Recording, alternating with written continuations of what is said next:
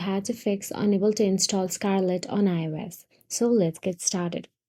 A frequent issue reported by users of the Scarlet apps store on iOS is the presence of technical glitches. These problems can include failures in downloading apps, unexpected app closure, and issues with processing app updates properly.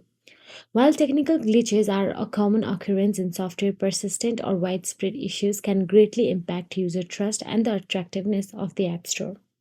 Possible causes of this problem might be server overload, coding bugs within the app, or compatibility issues with specific iOS versions.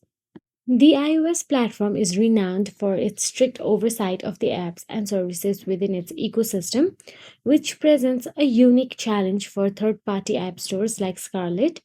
Maintaining compatibility with the latest iOS updates is essential, as failing to do so can make the App Store unusable for users who have updated their devices.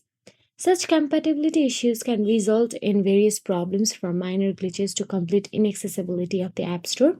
Additionally, checking for compatibility issues is important when downloading other apps from the Apple App Store, as older iOS versions can sometimes cause problems. So that is it. If you found this video helpful, please like, share, and subscribe. And thank you so much for watching.